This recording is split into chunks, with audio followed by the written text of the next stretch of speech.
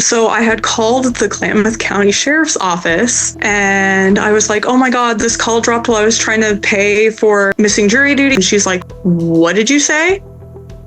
I'm trying to pay because I missed jury duty. And she's like, no, we don't call you for anything. Fraud happens every day, and good people are getting swindled out of their money at an alarming rate. On the True Fraud podcast, I sit down with victims of fraud and listen to their story.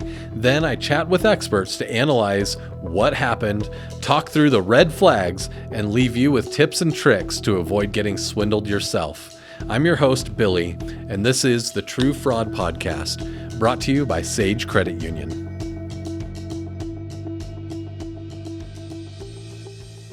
Welcome to the True Fraud Podcast. I have a special guest with me today. Can you introduce yourself? My name is Marci Adkisson. I'm a circuit court judge here in Klamath County, and I've been a circuit court judge for 21 years. Awesome. 21 years. How did you get into it? What was the start? Well, I came here in 1989, went to work in the district attorney's office, worked there for 11 years, quit, stayed home with my kids for 4. Okay. And then one of our circuit court sitting judges, decided to retire. So there was an open seat. Yeah. And people came to me and said, are you going to run for judge? And I said, sure. and it worked out. Yeah, it worked out good. You were elected? I was elected, yes. Yeah. And you've continued to be elected? Yep, and I'm not running for any more. This is my last. I have 3 more years in my term. Yeah. Okay. Well, congratulations. Thank you. It sounds like you've had a good run. I've very much enjoyed this community and the profession I've been able to pursue here for sure. It's been great. Well, thank you for joining us today. So we are a credit union. So we're a not-for-profit credit union. And part of our mission is getting education out there into our community, especially around fraud. Frauds and scam have become just this huge problem. It's become an industrialized problem, right? It's just happening on a scale where, every day we're seeing it and dealing with it. And so we want to get education out into the hands of people. And today, what we're going to do is listen to an episode from a young lady named Amanda, and she received a phone call. And that's where this one starts. And we'll listen to it. And if you hear a red flag, something where she should have her hackles up about this or be aware about this, you can raise the red flag we'll listen to this, and then we'll come back and we'll kind of talk through, what happened with Amanda. Okay, sounds good. Okay. So here is Amanda. So what happened was I was at work and I had gotten a call in the middle of my session. I kind of let it go because normally it's not really anything important. But this time I had checked and I saw that I had a voicemail. It said something like, oh, hi, this is Sheriff Shane Mitchell with the Klamath County Sheriff's Department. If you can give me a call back, that would be great. And he left his number. And I was like, oh my God. Because we had moved out of the area and I have family back home still. Like, I was scared because I'm like, did something happen to somebody? So I just had this wave of fear kind of wash over me. And so I had messaged somebody to kind of take over my session with this kid because I was very shaken. When we had moved, I had started working as a behavior therapist with kids, and I went into one of our smaller little one-on-one rooms, and I had called the number back very quickly. He explained who he was, that he was with the Klamath County Sheriff's Office. He had asked me, did you know that you were supposed to appear for a jury summons? And I was like, no, and I figured it would be entirely possible, because I had just moved. Sometimes that stuff ends up going to the old address. My heart sank. I about had a heart attack because I don't know. I consider myself to be pretty law abiding, in the thought of possibly being in trouble, I instantly started crying because I know what happens when you miss a jury summons. It's not great. He's like, well, a letter was sent out to your address, and he listed my current address, which was a little shocking in hindsight. And he's like, oh, this was sent out in the mail. And he's like, so you should have had plenty of notice that you needed to attend or figure out something else. And I was like, I'm so sorry. I never received anything. And he's like, I understand this kind of thing happens a lot. Especially with a move. And I told him, I swore up and down, and I apologized to this man up and down, like full of tears. Like, I'm so sorry. I'm so sorry. I didn't know. And he's like, it's okay. I believe you, but we need to get this sorted out. He was like, there are ways that we can fix this. But before I go into these, he gave me like the code for those laws, like failure to appear and contempt of court. And he named off like, I think they were legit because I read them off to another police officer, and he's like, yeah, they know what they're doing. What was he reading you? Like what rules you had broken, like what laws you had broken? Basically, yeah. So that was frightening. Again, like my heart was sitting in my stomach the whole time.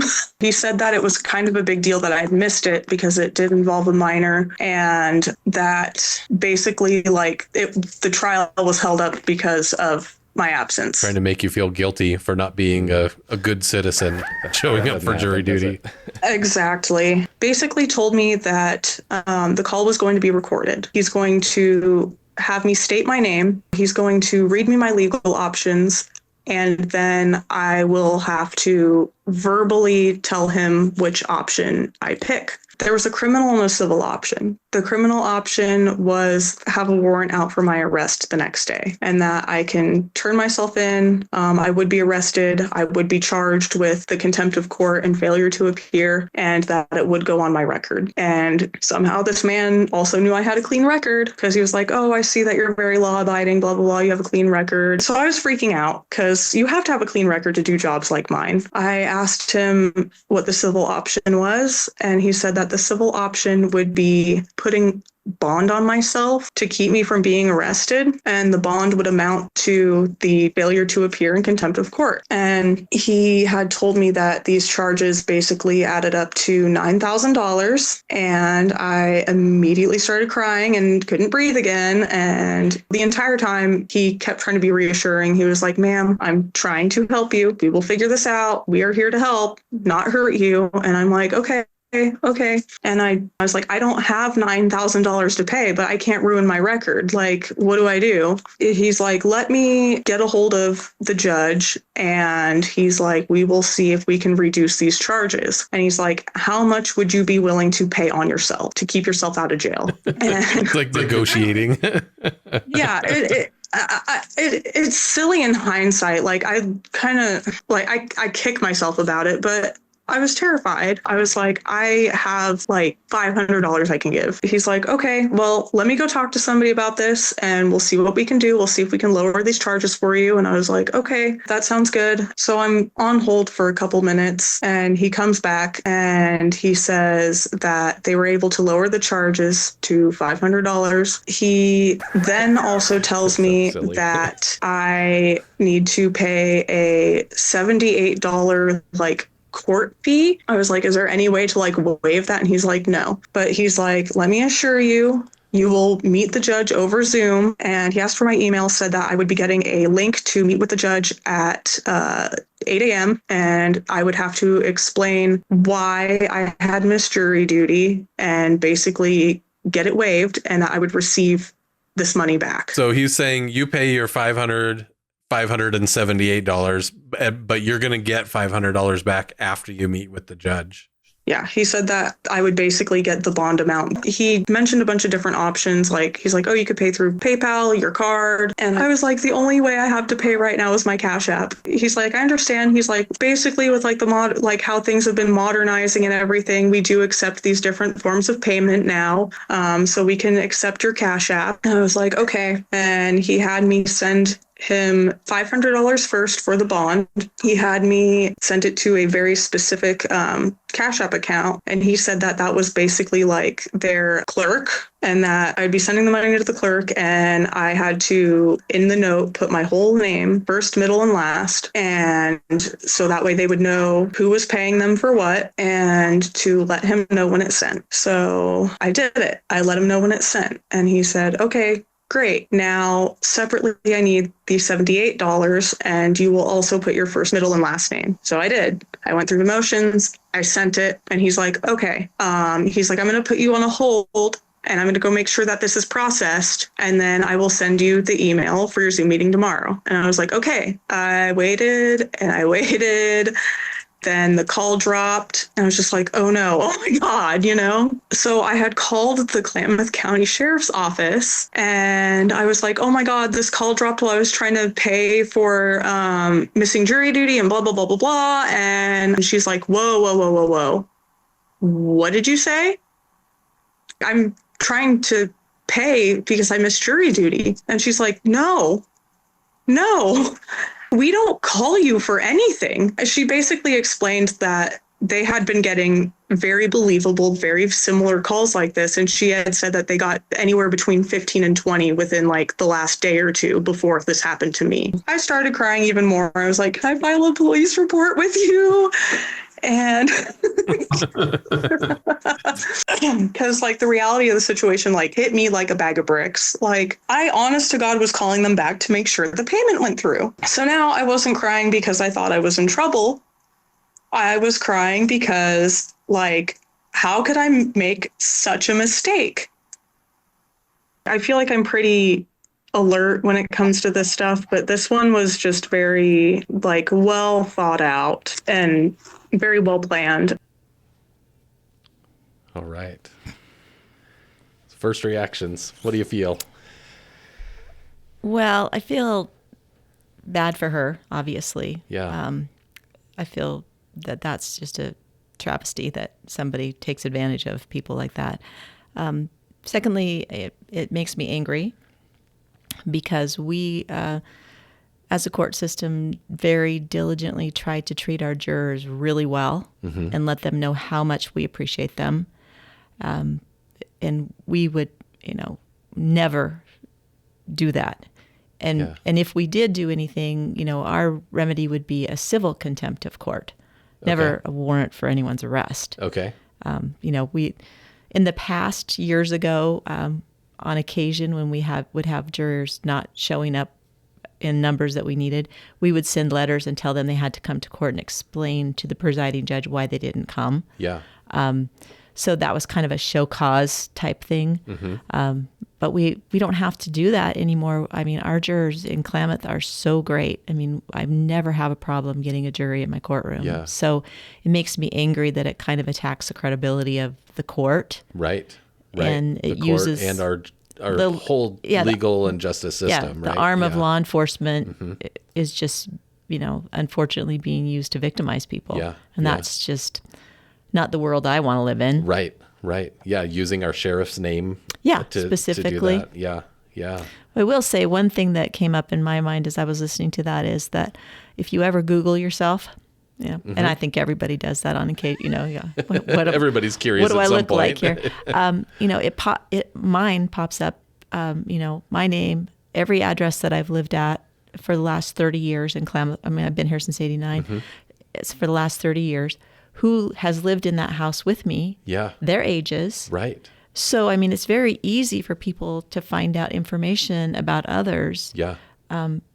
Just by. Yeah, it's all out there. It's all out there. You can find it. Yeah. So these scammers, they pull all this information together and use it to try to build credibility and make the story sound good. So, so she said that he had read off, criminal codes or things like that. Also very easy to find online. Right. Yeah. Right. Yeah. So, I think what struck me in the end was, the call dropped and then she called the Klamath County Sheriff's, which, if we were to give advice, I think that would have been the first piece of advice, just hang up immediately and call the sheriff's department.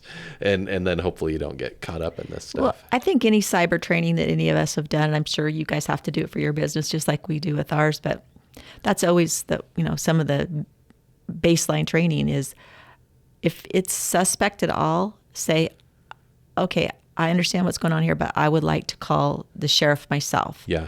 And to confirm this. Yeah. That would have been, what would have been the delight, the right thing to do initially to put it stop to it right then and there. Yeah. Is contact the actual person. Right. What we've learned in some of our other episodes is, these scammers will use, fear tactics, things to kind of override your clear thinking in order for you to, kind of ignore some of those red flags. Right. Yeah, absolutely. So take me through the process. If I'm summoned for jury duty, how does that work in our county? How does that work? Well, actually, it's changed recently, and I'm not positive of the process.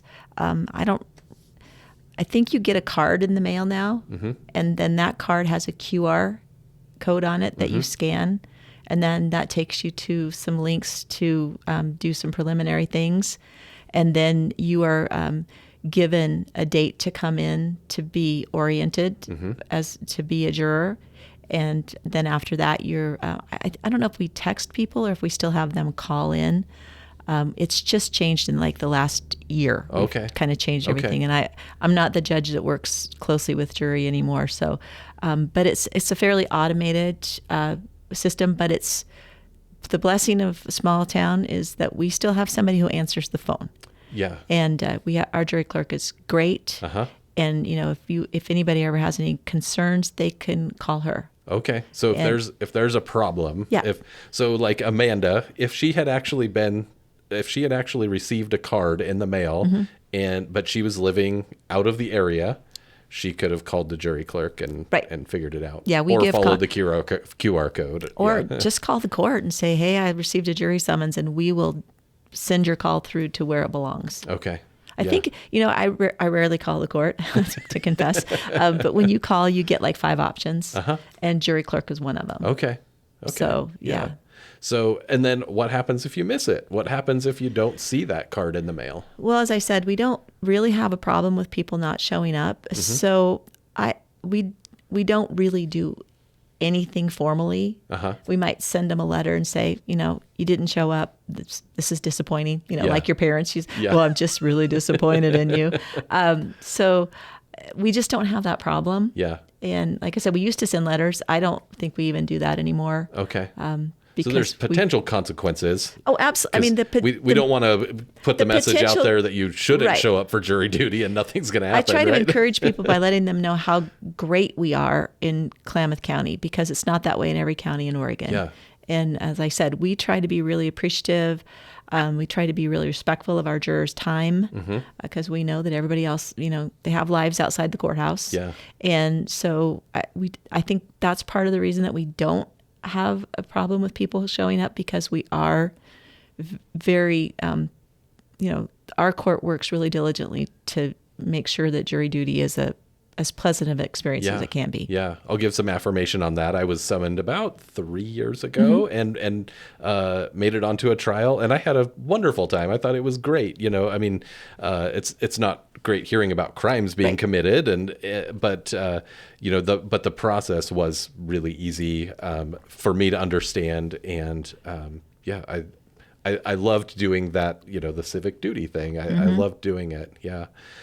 So if you don't show up for jury duty, there's potential consequences, but like I was saying earlier, it would be a civil contempt of court. Okay. So there could be, the court could file contempt charges against you for failing to appear for jury duty, but it wouldn't be a warrant for your arrest. Yeah. It would be a potential civil consequence. And how would you know about that? Well, we would communicate with you by mail, more than likely. We're not going to send an officer out knocking on your door, because they have plenty of other things to do. Yeah. And because it's civil, we don't really need a police officer to investigate it. So, if we did that, we would summons you to court. Yeah. And then you would have to come in front of the judge and tell us why you didn't come to jury duty. Yeah. So to make sure, and they may do that in other counties. It's just not an issue that we have here. County by county. Yeah. Oh yeah, because we are 36 different judicial districts in the state of Oregon, and we're one judicial department. But we're all elected officials. Everybody kind of gets to run, in line with certain standards, obviously. But each court gets to sort of run their own. Okay. And everybody does jury differently. Like our juror terms are 1 month, except for grand jury, which is 2 months. There are some places, I think my son got summoned over in Medford, and he said, I'm supposed to call on like one day Oh, and to that's see if it. they needed. Oh, Yeah. wow. Okay. And then he promptly forgot about it and called me like in a panic, Mom, I forgot about jury duty. I said, well, did you get a call or a text or something from them? And he, no. I said, don't worry about And it. yeah, nothing's likely going to happen. Okay. Right. So I just want to make sure that I'm clear on this. So you said that at least in Klamath County, if you don't show up for jury duty, it's potentially there's a civil, a civil We would call it a contempt of court. contempt of court. Okay. But that's not criminal. So that's why you wouldn't involve law enforcement. Right. There's no warrant. Okay. It would just be a summons to come to talk to the judge. Okay. And like I said, back when we did have issues, maybe like early days of me being a judge 15, 20 years ago, we would send a letter. Okay. We didn't even send a summons. And that was the worst you got was a letter. Yeah. Okay. And, and the presiding judge at that Yeah. point in time, shaking his finger at you saying, Yeah. you need to, and then maybe we would say, you'll serve next term. Uh-huh. Okay. I mean, that's something that we could do. Yeah. Okay. But we don't want unhappy jurors, right? Right. Yeah. So Yeah. we work you don't want really to force people. Yeah, our jury clerk, Susan, she gets calls from people that I'm not going to come in and serve, and then she'll just come talk to one of the judges, and we'll kind of evaluate it case by case as to, Okay. is this something that's really worth our, Yeah. sometimes we'll say 1 day service, or sometimes we'll just say, well, how old are they? And if they're over 70, you don't have to serve unless you want to. Okay. So we can just excuse them. We can set you out, if you're a farmer, we can set you out till December. Okay. We work with people. Okay. Yeah, that makes a lot of sense. So you're certainly not having the sheriff call people. No. The sheriff's a totally separate department, and we all know that law enforcement, has their own jobs to do, and they do serve a lot of subpoenas for the DA's office. They do a lot of civil service for, like if I sign a restraining order, we send that up to the sheriff's department to serve. Okay. So there are things that I do send to the sheriff's department so they can go out and serve it. Yeah. But it's not jury summons. Yeah. Yeah. Not failure to appear No. or contempt of court for. Right. Yeah. Okay. Okay. And then so now the other confusing part about this is bail and bond. And, I've never been arrested. I've never been in all of this. So can you explain what those two terms mean and how they're they work? essentially the same thing. Okay. Okay. Bond is not a word that we use in the state of Oregon. Okay. We have bail. We set bail. When I issue a warrant, I set bail. I kind of have there's certain bail that is outlined, minimum bail that is outlined. The court can always more if we Okay. want to. And so say if I have a theft in the first degree warrant come through my queue, I generally set $10,000. Okay. And then that means that if you get arrested on that, you would post 10% or $1,000 to get out. Okay. So that's what bail is in the state of Oregon. And that $1,000, do they ever get that back? They can. Okay. Usually minus 15%. Okay. But oftentimes, if the person ends up getting convicted of the crime, we use that to pay fines and fees with. I see. And Okay. then what's left over, we would return to them. Yeah. So what's the point of setting $10,000 but only collecting $1,000? I don't know the answer to that. It's just, as long as I've been a lawyer, It's always been a 10% thing. 10%. Yeah. Okay. That's what it is. Okay.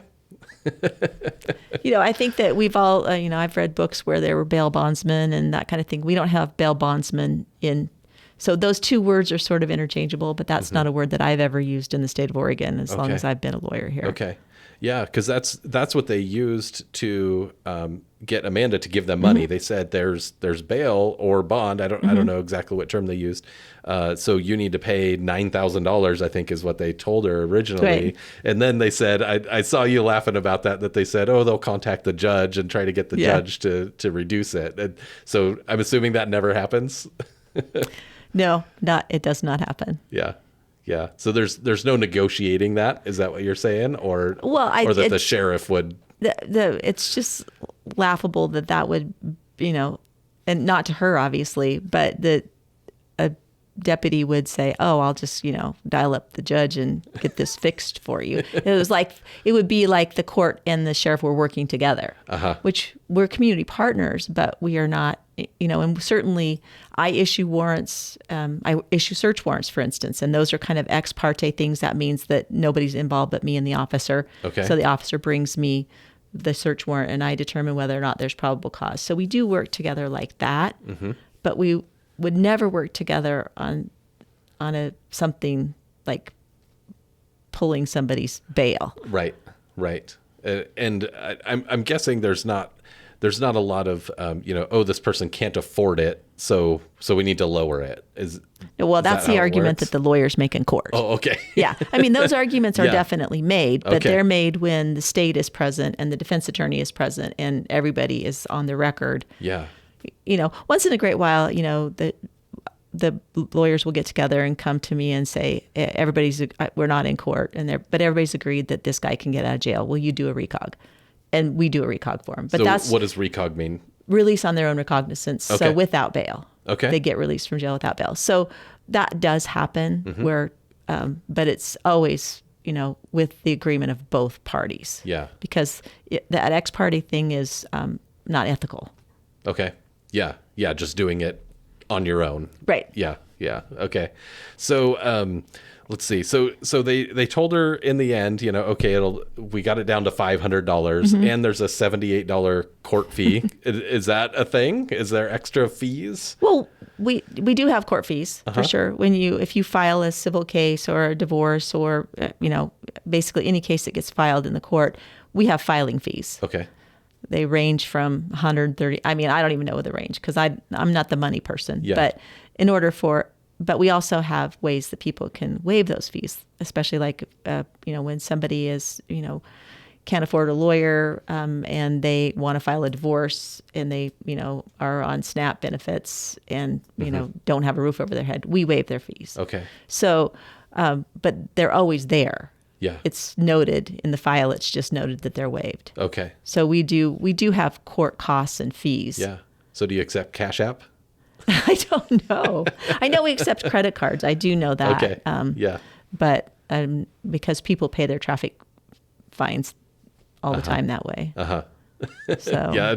It just seemed like a funny, side thing that, they would take Cash App. So yeah, well, I'm not even sophisticated enough to have a Cash App. So I would go, sorry, I can't pay your money. I don't have that. Yeah. So I did talk to Susan, our jury clerk, who's great, as I said. And she told me a little story that one of our real estate offices, about 16 of their realtors got these calls not long ago. And one of them also did pay. Fell for it. Yeah, one of them did pay. And but they came to her Susan pretty quick, and she's like, no. Yeah. Of course, we're all downtown. It's pretty easy to access the courthouse on most walk working across days. the street, yeah. maybe. Yeah. So that was unfortunate Yeah. that one of them got caught in it. But Yeah, I think that it has happened a lot. Yeah. Actually, yeah, and that's kind of one of the reasons why we've started this podcast is to hopefully get people talking about it a little bit more.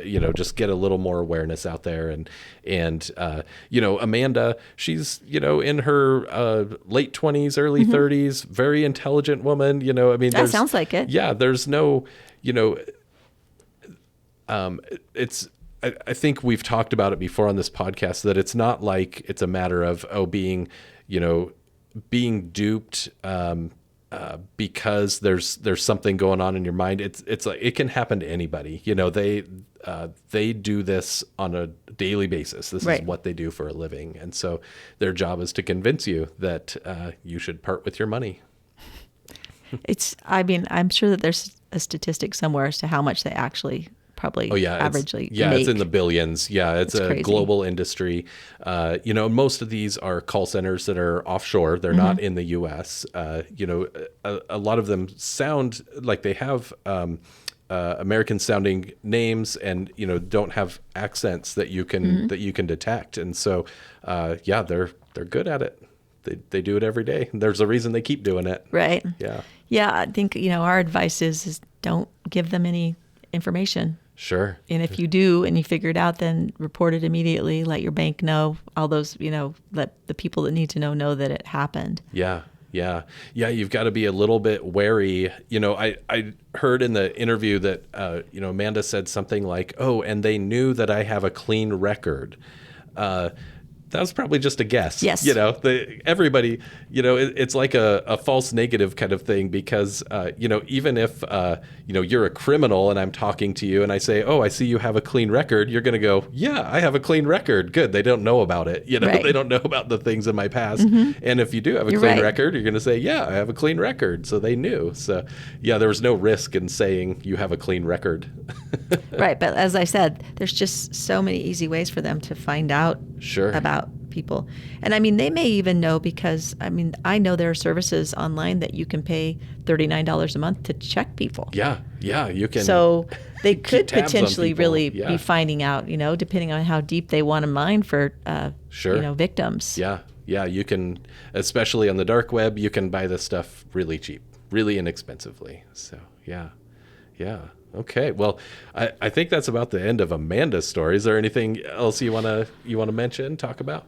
No, not really. We don't I'm sure you've researched this a lot, but these cases don't get prosecuted because of the offshore type of thing. And so if they do end up getting prosecuted, it would never be locally, more than likely. It would be like a FBI sting or a DOJ or something like that, somewhere in the upper echelons of more centralized law enforcement that has resources to find these. Yeah, investigate cyber crimes. Right. And I guess they use burner phones and that kind of stuff too, really hard to trace. And they're spoofing numbers. Usually it comes up on the caller ID as Klamath County Sheriff. Yeah, well, that was another thing that I found out, that those people in Klamath, it was a 503 number. It looked like a OJD number. Yep. And they kind of cloned it, I guess. Yeah. They can make it come up as anything. We get calls from members all the time saying, "Oh, I got a call from somebody who says they were from our credit union and trying to get me to give them information." And we realize, of course, it's not. It came up on their caller ID as our credit union, but that's not who it was. Not our credit union. So yeah. And I don't know. I've been on the no-call list, the federal no-call list, since 2000. And so I put all our phones on it. I don't get a lot of spam calls, and I don't know if that is helpful or not. It's interesting. What I've noticed personally is I don't get a lot of spam calls from legitimate companies anymore, whereas it used to, you just get calls, telemarketing calls all the time, but now it's only illegitimate calls that you get spam calls from. And it is interesting, the phone carriers are doing some work on that too. They try to detect spam. I've got Verizon, and it kind of warns me, but sometimes it's a false positive also. Sometimes I'm expecting a call and it thinks it's spam and it's not. Right. It's a real call. So yeah, it's so hard to tell. Yeah, it's just not. These are not cases that we see. The fraud cases I see are closer to home. Yeah, it's families defrauding each other. Yeah. Primarily, unfortunately, it's somebody you're either really close to or related to. Yeah. But, so those are the ones that come before you. Right. Yeah. Those are the ones we see locally. Yeah. Well, gosh, it's been good chatting with you today, getting to know you a little bit. Yeah. So it's really valuable to know, what people should expect and how this really works. Because, I think that's part of the issue. That's how they can play on some emotions is not everybody knows how the system works, how it's supposed to work. Well, what I would, as a plug for the court system is that, call us. Have any questions, anything looks weird to you or somebody makes threats to you, hang up the phone and give us a call. Yeah. We can reassure you that you did the right thing. Yeah. Because absolutely. there's just no way that we're never going to make threats. We are, never going to say we're issuing warrants for you. It's just that's not our way of operating. Yeah. So we kind of have a rule of thumb that, if somebody's talking to you on the phone and there's a problem that only your money can fix, it's probably not real. Yes. Yeah. Well, I mean, this is on a kind of a different topic, but I know that there have been people that also get calls saying that their kid's been arrested. Oh, yeah. Yeah, that's a common one. And, and if you have a college student, which I did for 6 years, if somebody calls me and says, your child's been arrested, we need... They're involved in a hit and run. Once again, it's that, that emotional response. And I think maybe they kind of just go through these scams. Yeah. And different. Yeah. See what hits. See what works this time. Yeah. Yeah. That's very common. I think we just have to be aware of not just jury scams. Yeah. Yeah. It's not just jury scams. You're right. Anything on the phone is suspect. Yeah. Well, the other thing I would say is, anytime they say that there's a warrant out for your arrest and you're going to be arrested immediately, that's not going to happen. There's just too many people that have very serious charges with warrants out that the police are paying a lot closer attention to than somebody who. Yeah, there's not people calling you saying you're wanted for murder. They're calling you about small things. They don't call you until you have a warrant. They don't want you to know. Yeah. They don't want you to know because they don't want to put themselves in a dangerous situation. So, they're going to surprise you. They're going to surprise you. That's right.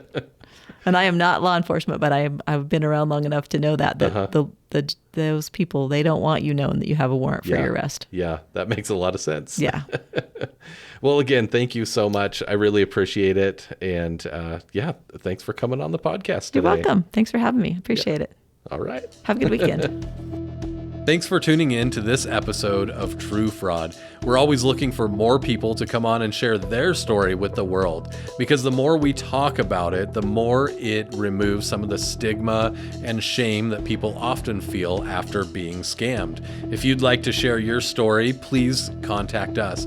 And if you are realizing you may have been a victim of fraud, we'd encourage you to reach out to local law enforcement and your financial institution. Sage Credit Union is federally insured by the NCUA.